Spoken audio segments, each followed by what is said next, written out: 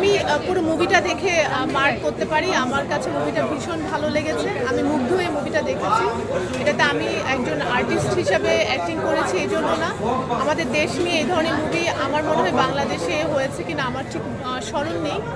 যে 3টা বন্দরকে মাসুদ রানা সেভ করেছে এবং আমরা তার সহযোগী হিসেবে তাকে ভীষণভাবে হেল্প করার চেষ্টা করেছি। যে সুন্দর কাহিনীটা সৈকত নাসির ভাইয়া উপস্থাপন করেছে, আসলে এটা না দেখলে আসলে কেউ এই মুগ্ধতাটা বুঝবে না। তো অবশ্যই আমি বলবো আপনারা দেখুন, দেখে মন্তব্য করুন। আমরা নতুন হিসেবে কাজ করেছি, কেমন কাজ হয়েছে এবং কেমন করেছি। আমি চেষ্টা করেছি, কিন্তু অবশ্যই একটু কনফিউশন ছিল, যেহেতু 5 ইয়ার্স আগে আমার শুটিং ডান হয়েছে।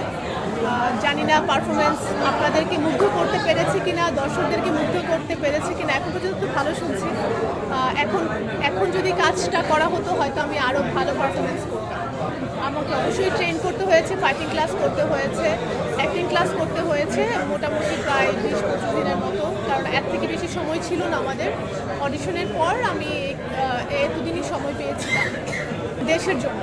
অবশ্যই দেশকে কিভাবে সেভ করা হয়েছে, আর সেজন্য আমরা আসলে এখানে কিন্তু খুব রোমান্টিসিজমের কোনো কাহিনী ছিল না। চেষ্টা করা হয়েছে যে দেশপ্রেম। তো আমি এটাই বলবো যে যদি দেশকে ভালোবেসে থাকেন অবশ্যই মাসুদ রানা দেখা উচিত। এটা তো অনেক ভালো লেগেছে।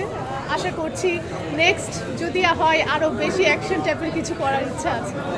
আমার মনে হয় না দেশপ্রেমের সাথে রোমান্টিসিজমটা যায় না, বাট টুকটাক যে ধরনের একটু হয় না যে একটু মজার কিছু সিন ছিল, I think this one perfect. But